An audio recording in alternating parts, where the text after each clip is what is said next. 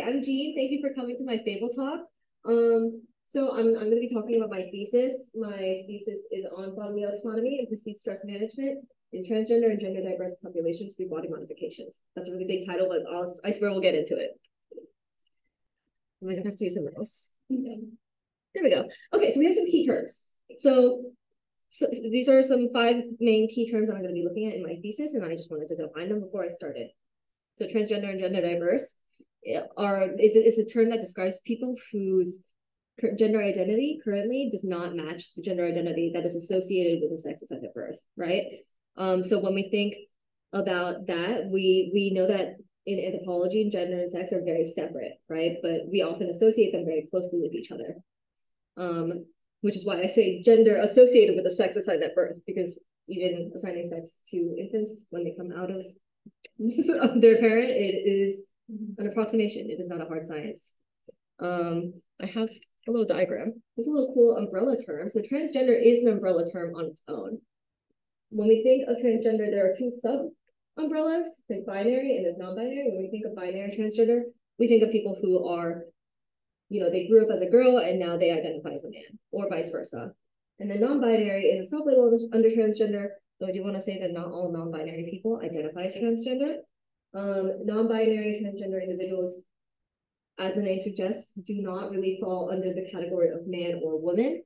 It is a very generic label, and there's a lot of sub-labels under non-binary. So you could be genderqueer, you could be agender, which means you don't really ascribe to male or female or man or woman. You could be leaning on one side, or you could be both at the same time. And so that's, as a term, is very broad.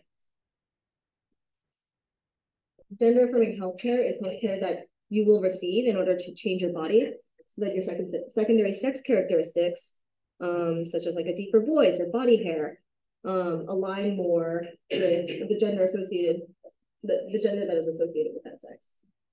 So when we think of gender affirming healthcare, a really common thing that we think of is hormone replacement therapy. So taking testosterone to masculinize your body or estrogen to feminize it. Bodily autonomy is the ability to do what you want with your body. And that usually is used in healthcare. So being able to get what procedures you want, change your body in the way that you want to.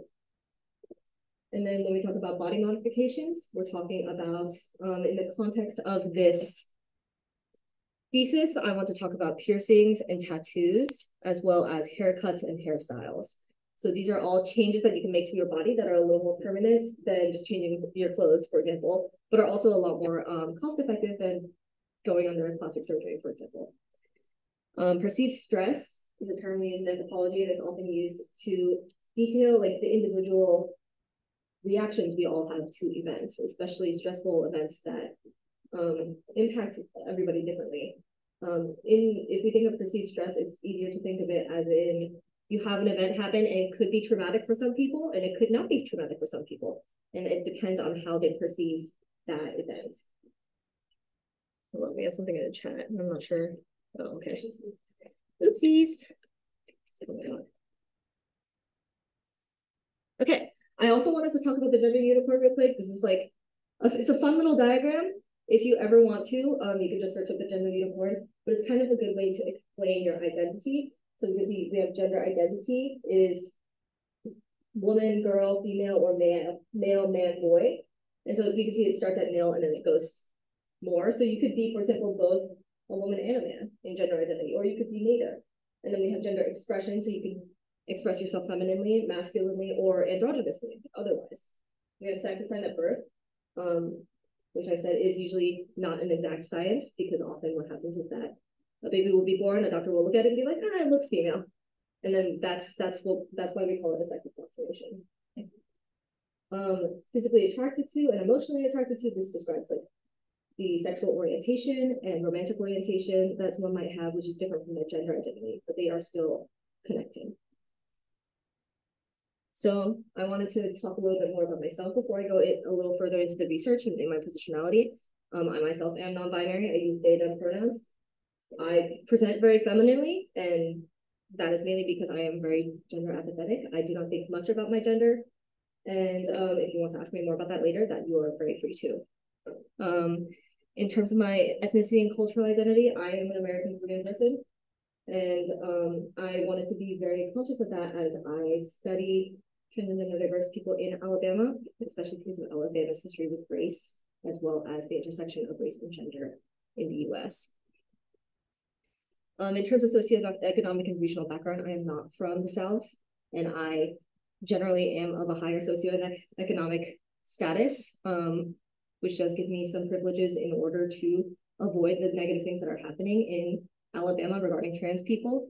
And this also ties into being able to pursue a graduate degree, which means that once I finish this degree, I can leave and get to safe places. But that is not the case for some of my participants, and I do want to be very aware of that when I'm doing my research. So here's the big research question. It is, how do trans and gender diverse people express bodily autonomy through body modification in relationship to perceived stress in environments where the accessibility and availability of gender-affirming healthcare for trans and gender diverse populations is actively persecuted against? That is a really big question, which is why I have some sub-questions, some research objectives to look more into it. So one of them is to develop explanatory cultural models for bodily autonomy in trans and gender diverse populations. So that, for people who don't know anthropology, developing cultural models essentially is making a visual representation of the cultural systems that affect us and how they affect each other. And I also want to examine the relationships between bodily autonomy, perceived stress, body modifications, and gender identity. So 4 things plus gender-affirming healthcare. So a little bit more background in terms of what's going on in Alabama. So gender-affirming healthcare as a whole, all these things on the right are types of gender-affirming healthcare. Obviously, this is not the extensive list, but these are some forms of it. In the literature, gender-affirming healthcare is very well known to be beneficial for trans and gender diverse individuals. It's well known to reduce depression rates and suicidality, as well as improve body image and self-worth, and those are really important psychiatrically as well. And we know that your mental health and your physical health are very closely tied as well. So gender-affirming healthcare in the US, some of it follows an informed consent model. So what happens in the informed consent model is you have an idea of your gender identity and what you may want for your transition. And you may walk into a clinic in some states, for example, Planned Parenthood is often a place that does informed consent models. And you can say, hey, I want this kind of care, and these are the goals that I'm looking for. And the nurse practitioner or provider or doctor or whoever is meeting you at the time can tell you, hey, here are all the side effects, here are all the benefits, and here are all the potential changes that might happen when you do this medication. And we see this informed consent model in a lot of different types of care, not just gender-affirming healthcare. So birth control, for example, is often followed under an informed consent model. So the main one that I wanted to talk about under this informed consent model is hormone replacement therapy. It is relatively accessible to get hormone replacement therapy in certain states with this informed consent model. And what's important about the informed consent model is that it follows these 4 C's, right? We got communication. So both the patient and this is a bidirectional relationship, right? So the patient and the provider both go, hey, these are the goals, these are the expectations. And the comprehension piece obviously ties in where you make sure that everybody understands what is expected, what is going to change. The patient understands like any potential side effects and what to do in case of an emergency, all the information that you might need when it comes to healthcare. Consent is the part that we think about where you say, yeah, I do want this care. Or maybe they do not consent. They're like, you know what, I don't want this care, and I've changed my mind. And that's why the information part can really inform that consent, hence the informed consent portion. And after consent, there's competence, right? So you will still, especially in the case of hormone replacement therapy, you will still check in, right? Every 3 months, you'll get your labs done. You will make sure that nothing is adversely negatively affecting your health through your provider. And that is relying on the competence of your provider as well as the competence of you to make sure that you are taking it correctly and doing it safely. So in terms of gender-affirming healthcare in the US, a lot of these statistics come from the US Transgender Survey, which took place in like 2015. So some of the data might be a little outdated, but I think they're coming out with one soon. According to the USTS, they do have like things according to state, which is very interesting. But in the general US, we find that 22% of trans people do not have health insurance. That's 1 in 5 trans and gender diverse people. And then 27% of trans people, so about the same percentage, is the same proportion. They do have health insurance that covers gender-affirming healthcare. But this is, ignoring the fact that there are people who have health insurance that do not cover gender-affirming healthcare. So there's a wide spectrum in terms of what people can afford and what people can access. 30% roughly say that they have experienced they've had negative experiences with an unsupported provider. This provider could be like a primary care provider, it could be an endocrinologist or any other specialist. But generally we see that if you have an unsupported provider, the outcomes are generally worse. And often that stops people from going to get care. We also see 78% of all transgender diverse people want HRT and want to transition in that way, but only 49% have actually received the HRT. So we have 3 out of 4 trans and gender diverse people will want it, and then only 2 out of those 3 will get it. So in the context of the legislation in the US, this is just general anti-LGBTQ legislation in the US. It is not a pretty map. A lot of these laws involve things like education. So are you allowed to talk about queer people in school? As well as, are you allowed to change your gender markers on your, for example, your driver's license? Are you able to legally? Are you able to transition at all if you're a minor or an adult? For example, Missouri recently tried to pass a bill on prohibiting gender-affirming healthcare for adults that have had any mental health diagnosis. So if you had been diagnosed with depression at any point in your life, that could disqualify you from getting any sort of gender-affirming healthcare, including hormones.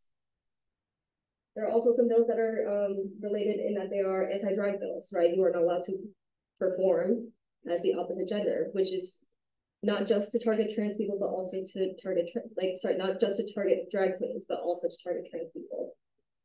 So this one is for gender-affirming healthcare specifically. These are all the bills that have been suggested. Not all of them have been passed, luckily, because there are so many bills that are suggested. 2023 has been a record year for suggesting all these bills. As you can see, Oklahoma, Missouri, Texas, Mississippi, those are all states that have the most bills. We see Alabama is actually gray, and that's because last year they managed to pass a bill called Senate Bill 184. And so Senate Bill 184, it was actually contested until recently, and then they actually implemented it because they approved it. Senate Bill 184 makes it so that healthcare that alters gender presentation or affirms gender identity, such as hormone replacement therapy or surgery, is prohibited for minors. When we say hormone replacement therapy, we think of testosterone or estrogen, but there's also things like puberty blockers, right, which delay puberty, and they have been well used in minors, right, for minors with precocious puberty, which might damage their health. And I do want to note that in this bill, it was called VCAP, so it was Alabama's Vulnerable Child Compassion and Protection Act. But in this act, they prohibit it specifically for trans minors, not for cis minors. So if you wanted to get, for example, puberty blockers as a trans minor, and you have in your chart that you are trans, that will basically prevent you from getting puberty blockers, even if it is beneficial to your health. And as we saw earlier, it is also just generally a way of blocking that care that can save lives. Under this bill as well, nurses, school personnel, or any adults that aren't parents in a minor's life are required to be mandated reporters of transness, basically. So if you are a trans minor and you go up to your teacher and you're like, I want to try using this name and these pronouns, your teacher is now required to tell your parents about that. And if we think about it, there's probably a lot of reasons why a minor may not tell their parents that they are trans to begin with, and that can put a lot of trans minors in danger due to this bill. And then lastly, this is the bigger one, is that anybody who encourages or causes gender-affirming healthcare will be charged with a Class C felony. So a Class C felony in Alabama involves $15,000 worth of fines and 10 years of prison. And this is not including, getting your licenses taken away. So it is an incredibly damaging bill, and it just got passed, which is very unfortunate. So now that we have that legislative background, and that is just in gender-affirming healthcare, I wanted to go a little bit more into the literature of all the other portions of my thesis. So bodily autonomy in the literature is often talked about when we think about practice theory. In practice theory and anthropology, we talk about how an individual is an agent within a cultural system. These cultural systems can affect the agent, the person, but also we as agents can affect the cultural system, and it is also a bidirectional relationship. Bodily autonomy in healthcare is also very salient in the literature. We have a lot of literature in reproductive healthcare, specifically abortion care. So we see that people who are able to get abortions are exercising that bodily autonomy, being able to get the healthcare that they need and the healthcare that they want. And also being able to choose not to get it, right? Because that is also a important part of choice. It's actually very interesting to think about too, because abortion legislation and transgender, anti-transgender legislation actually have a large overlap, because a lot of the legislation that is anti-abortion typically punishes providers a lot more than it does patients. It does obviously punish some patients, but providers tend to get the brunt of the punishment. And that we see that in gender-affirming healthcare. And we also see that it's usually the same circles that want to ban both of these things. So the connection into reproductive healthcare is pretty strong. Recently, I went to a conference, and one of the JDs that was talking at a session actually mentioned, I can't remember which state they mentioned, so I do need to look it up, but they mentioned that one of the states that had banned abortion previously took out all of the words that said abortion or anything related to that, and then just slapped in gender-affirming healthcare. And the only reason we know this is because they forgot to remove abortion multiple times in the manuscript. So it is a very poor attempt to basically ban the same things in the same lines of all, which is awful to hear, but it is something that is happening in the States currently.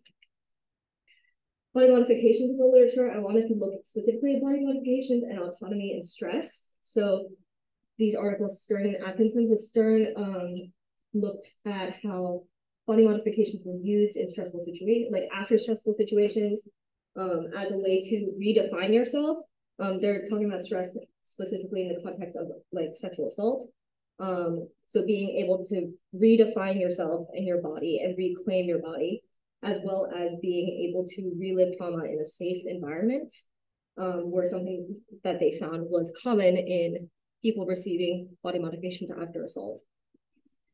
Atkinson in 2002 studied women in Canada and how they perceived their tattoos in terms of exercising their autonomy. And they found that these tattoos for their autonomy was contributing to their conformity to femininity. So they would get this artwork and it would be beautiful and feminine, and that would contribute to their gender identity. But they also found that it would be nonconformist, right? Because tattoos generally tend to be like a counterculture thing. It would be a way of pushing against traditional feminine ideas.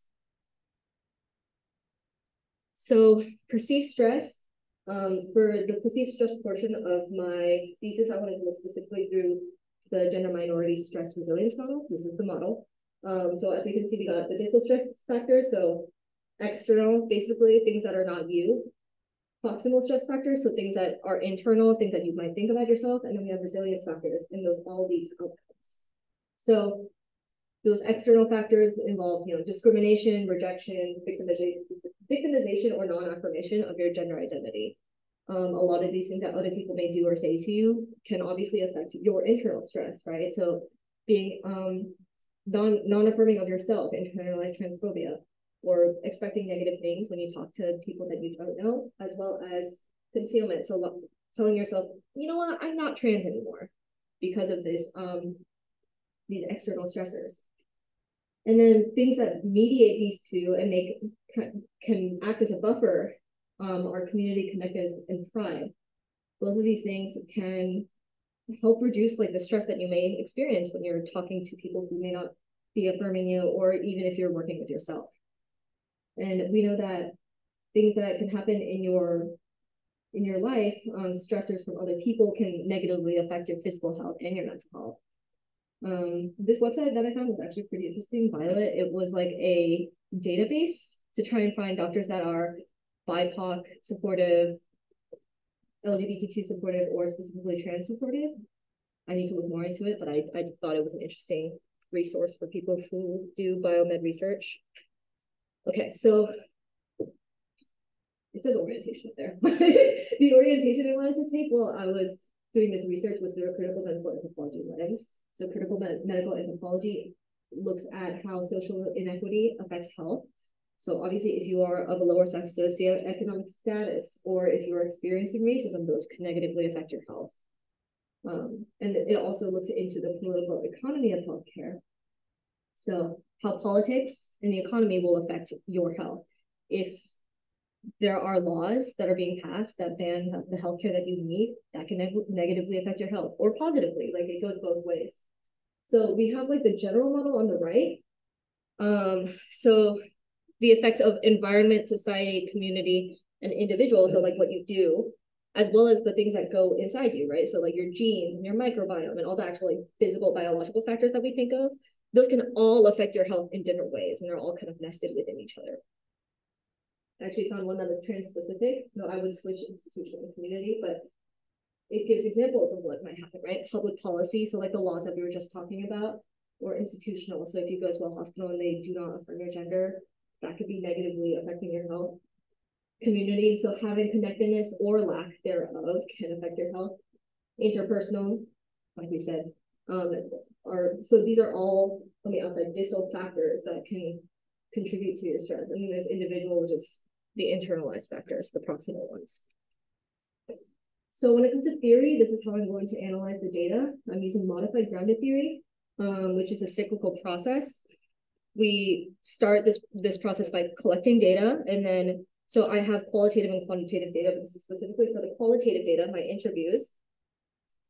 You will transcribe the interview, and then you work with a team. So each member of the team individually by themselves looks through the interview and looks for common themes that pop up. And those themes are then brought up in a meeting when you meet with the rest of your team members, and you consensus code. So any theme that you find that is similar suggests that is a rigorous theme that could appear in the rest of the data. And you continue consensus coding for all the interviews until you find the codes that are most salient in all of the interviews. This builds rigor a lot in qualitative research because it provides a way of finding consensus, right? That everybody agrees these are the main things. And by doing this, it makes it easier to find to find theories in order to explain what might be happening. This research that I'm doing for my thesis is very exploratory, which is why I'm choosing this theory over other ones. So to be eligible in this study, you have to be 19, self-identify as transgender or gender diverse, and you have to live in Alabama for most of the year. For now, I have got multiple community partners. So Druid City Pride, West Alabama Women's Center, and the Shoals Diversity Center in Florence are my community partners for now. And I'm asking them to help me hand out flyers, basically with these QR codes, which I'll show later. I am doing a qualitative interview and a quantitative survey. So this is a mixed methods exploratory study. The qualitative interview, I usually sit down with the participant for 30 minutes to an hour, and I'll ask them about their gender identity, the gender journey, how they came to that gender identity, what kind of body modifications they have, their perceptions of their own bodily autonomy in terms of healthcare, and then what kind of stressors they experience as being trans in the state of Alabama. In the quantitative survey, I have two indexes, the autonomy preference index, which has two sub-indexes, which is decision making, so how you and your doctor work together to make decisions, or even who makes the decisions, deciding if it is like bi-directional or just monodirectional. And then information seeking, so how much information goes between you and your doctor. And then the gender minority stress and resilience survey is based off of that model I showed earlier, and it asks it basically quantifies how much of each factor goes into your stress and resilience. So I've been recruiting since August, which is incredibly exciting. Right now I'm doing an IRB amendment, so I am pausing recruitment, but so far I have 11 interview participants and I have 20 survey participants. The interview participants will get $35 gift cards, and the survey participants are entered into a raffle for 5 $20 gift cards. So for the interview participants, all of them are white, not Hispanic. I've had 5 binary trans men, 5 non-binary individuals, and 1 binary trans woman. And though I have not started officially like analyzing the data, I definitely look at the demographics of that and I wonder why I don't have as many binary trans women. Hopefully that's something that I'll find as I look through the data. For this recruitment, I've been distributing flyers, which I will show on the next slide. But I've been going to the Pride events. So they had a Pride festival recently at the beginning of October, as well as other events. So I'm just carrying them on me at this point, and I'm usually handing them out when I am actively recruiting. I'm also relying on snowball sampling. So especially for my interview participants, I will tell my interview participants, hey, if you know someone who is trans and fits all these criteria, please hand them my survey, or please hand them my interview. And that has been surprisingly helpful in getting more participants. So here are my flyers. You may have seen them around because I am finding out that they are all over campus and I did not put them there. So, which is very exciting, I guess. So yeah, I have one for the survey and one for the interview. In hindsight, I probably should have made them look way different, but hindsight is 2020. And then, so for the next steps, I'm going to finish data collection in December, ideally. It might go a little longer, but I do know that data analysis will begin over winter break in December. After that, I'll be writing out my thesis, and you'll hopefully see me at the colloquia next spring, because I know we do that every spring, right? And I will defend my thesis either in the spring or the summer, depending on how the thesis writing goes. And I wanted to thank my advisor, Dr. Holly Horan. She's at UAB now, but she was here last year. And Dr. DeCaro, hi. As well as Dr. Lin and Dr. Chu for being on my committee. That's it.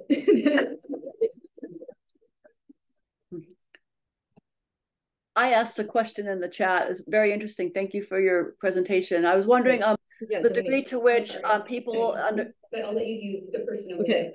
That makes sense. I think it's okay. Hi, Dr. Tover. So, yeah, hi. To what degree did the people in your study so far consider the option of egg or sperm freezing prior to undergoing gender-affirming hormone therapy, puberty blockers, or surgical options? So a lot of my interview participants in particular are all college-age students. And the ones who have started hormone therapy or have started any form of gender-affirming care have not expressed any want to do any fertility preservation, which is pretty interesting. I think it does depend on what kind of life stage they're in too, like what kind of life stage a trans or gender diverse person is in, because generally a lot of the people who are transitioning do not want kids, or they have plans to either adopt or foster later in life.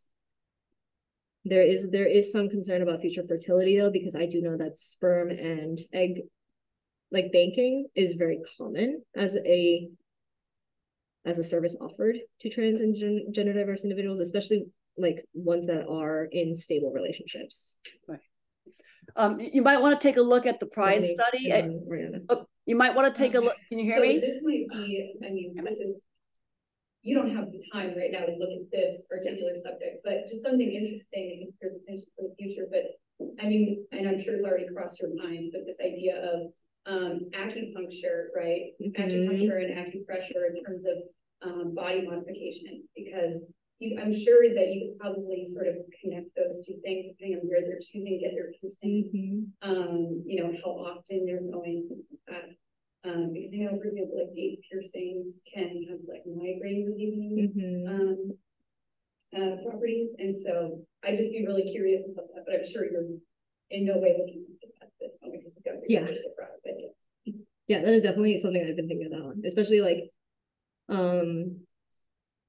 I guess like off-label ways of transitioning medically, because like something that I've seen, at least in my own personal circles of gender diverse people, is talking about, for example, buying estrogen like from not a doctor, as well as trying to naturally transition like with herbs. So that is something that I've been like thinking about briefly, which it would be interesting to look at.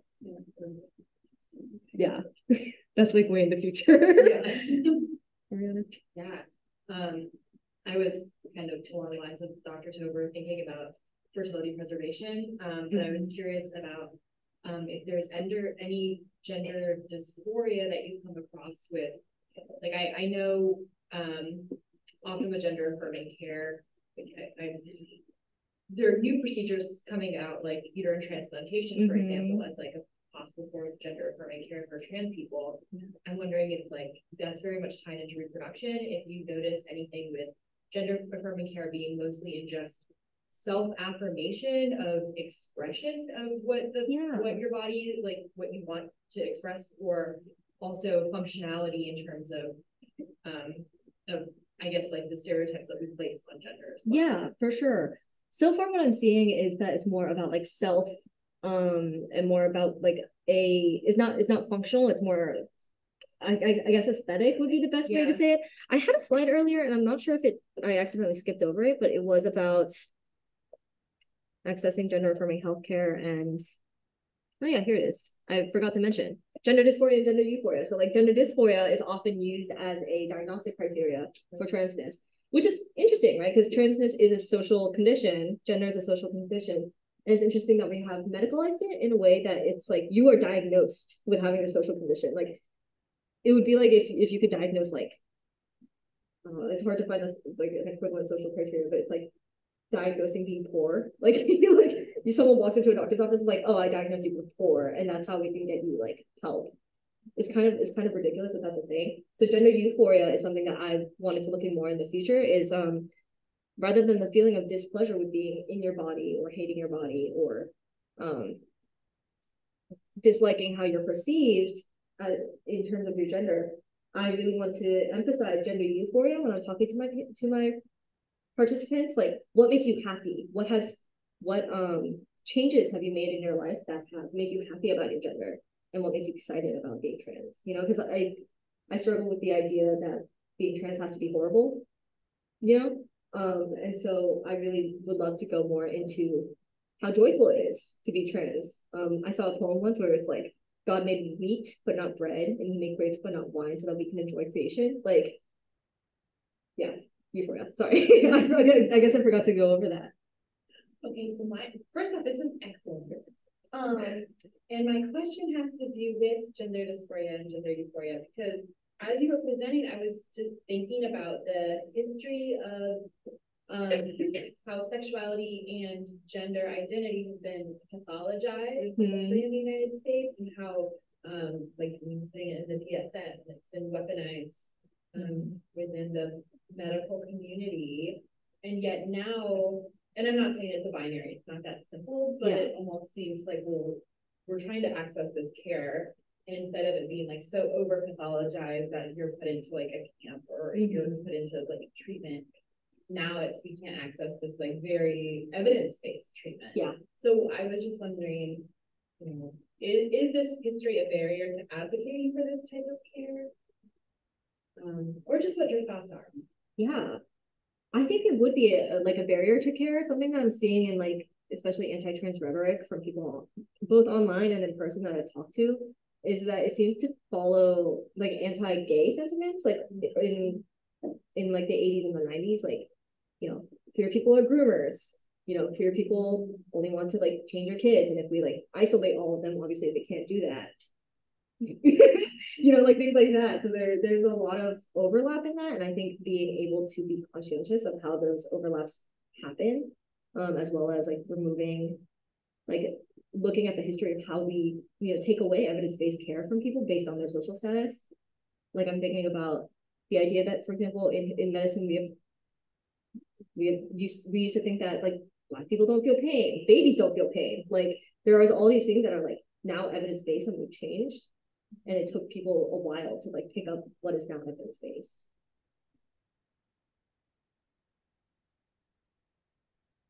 Question? I was wondering, what have you noticed so far in terms of like what the participants want? In terms of like what they want to, how they want the body modified? Yeah. I don't see a wide range of like desirable procedures and that sort of thing. So I'm wondering if there's patterns there. Yeah. So from what I'm seeing, what's interesting is that for the binary trans woman I've interviewed, she said she's already done all the body modifications that she wants. But for the binary trans men, for example, some of them have received the healthcare that they want and they're okay. It's two camps. Either they have received it or they're waiting to receive it based on other health conditions. In particular, it seems to be based on like other underlying health conditions that they want to manage before they go on testosterone, which can cause other things potentially. And then for a lot of my non-binary individuals that I was talking to, they actually did not really want to engage in, like, for example, specifically gender affirming healthcare. A lot of them have been modifying or are saving up to modify their bodies by like getting piercings or getting a gender affirming haircut and all these other things. But when I asked about gender affirming healthcare, there doesn't really seem to be much of a want for it, which is pretty interesting in my opinion. Even just like off the top of my head, even though we haven't officially started looking at it, a lot of the body modifications that all of these people have received, the first few would contribute to their gender expression. So like for a binary trans man, getting their hair cut and like getting it cut in a masculine fashion obviously contributed to their gender.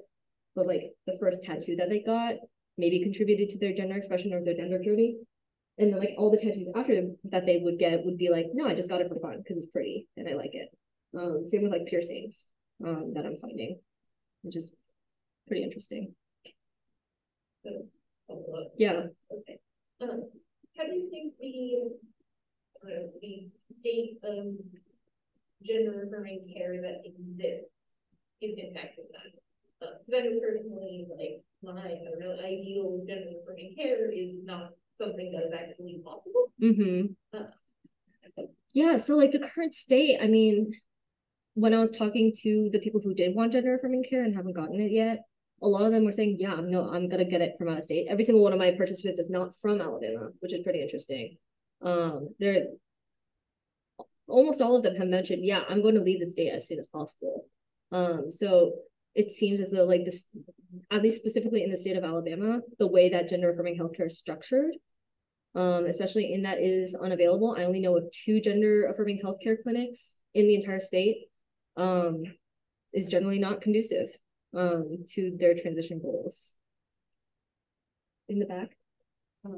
So I'm going to preface what I'm about to say by apologizing. I'm a history student and not. I'm glad you're here. It's great.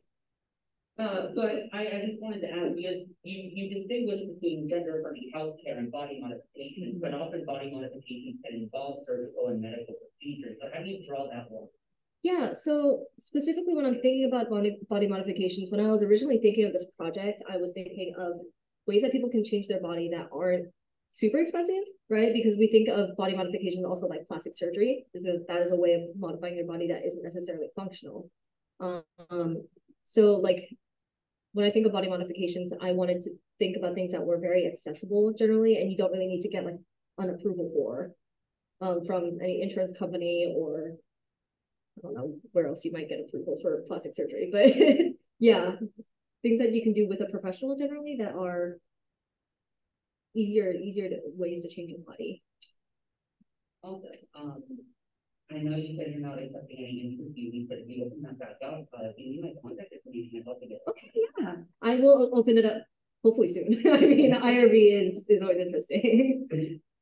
Sean, I saw you. Yeah, I think it will be somewhat interesting when we were talking about the availability of healthcare in particular states, etc. And it seems that humans in general have always had a us versus them sort of thing, wherever, all over the globe, and particularly, say, here in the United States, it's a little more polarized. And so you see this, so the people that are maybe behind it, if you will, the powers that be, are seeing success, because then they're creating the division and chasing people away because, well, they're going to modify your kid or something. I don't know. But, so I had a point, I lost it while I was talking, but it has to do with, I think it's interesting that these new legislations throughout how it is separating on purpose. So, oh, get out of here, we don't want you in our state, etc. And now they can count that peacefulness, if you will, because they're already the same. Peace. Yeah. Yeah. I have been seeing that a lot, yeah, where people are like, if you don't like it in Alabama, why don't you just get out? And it's like, if we all get out, then like, what's gonna happen? You know, how are things going to change? Or like, how are you going to change things? And that's definitely something I have in mind too, especially as someone who is going to get out, who plans to leave. I'm trying to think of ways that I can best contribute, especially to the trans population in Alabama, especially after this research. And so you see, it is important. It is in fact important to go ahead and vote. Yes. So, oh, my vote doesn't matter. So, well, you know, yeah, sure. You know, I'm reminded of one of my favorite bands from the '80s, There's a line in there, and it says, "You can't change the world, but you can change the vote. And when you change the vote, you can change the world." Yeah, that's one of the questions I was asking when I was asking about autonomy as well. I was saying, do you feel like you have the power to change what is happening in Alabama? And I think something about, this is off the cuff, also not because we have actually analyzed the data, but something about constantly having these legislative attacks and all these interpersonal pressures coming from outside is almost leading to some level of defeatism. So they're saying, yeah, I'll vote and I'll, you know, campaign and I'll talk to my friends about it, but ultimately I don't think I have like any power in changing that. And that level of defeatism is also something that is kind of heartbreaking to listen to. But yeah, that's something that's on my mind when I think about it. I'm curious also with respect to, I know you talked a lot about like mental health care with this, and obviously body modifications as a way of regaining bodily autonomy and addressing those shortcomings with mental health care in the state.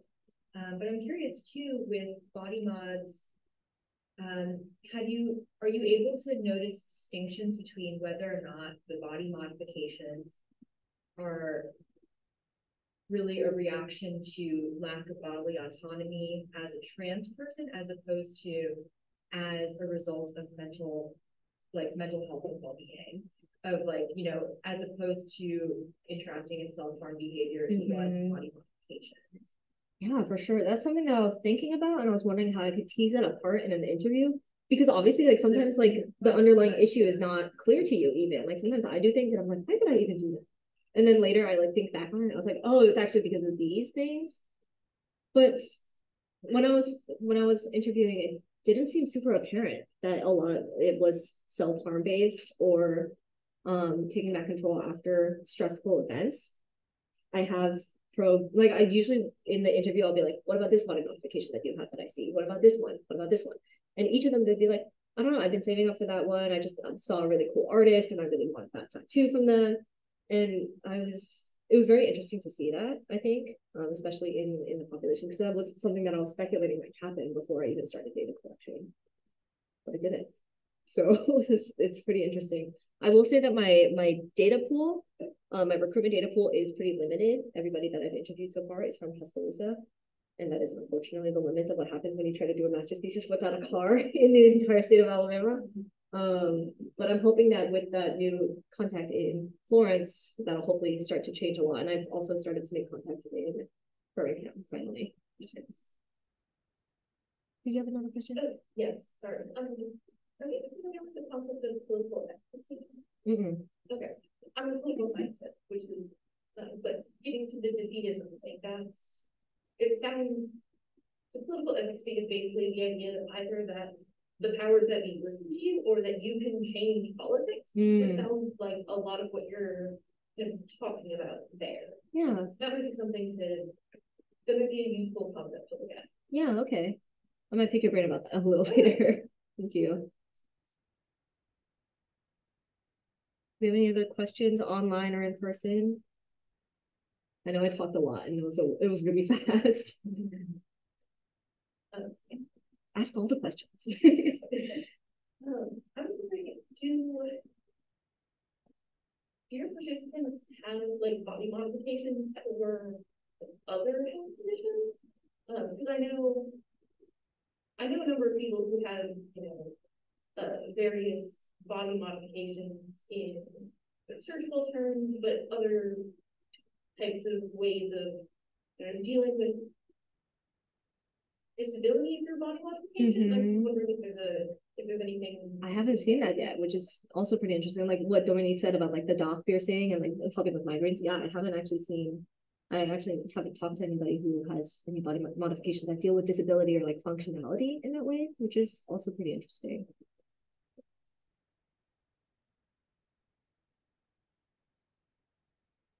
Okay, I guess if that's it, then we can end early, right? Because it's okay. Thank you so much for coming. Thank you to everybody online. If you do have questions, hopefully you can contact me. My email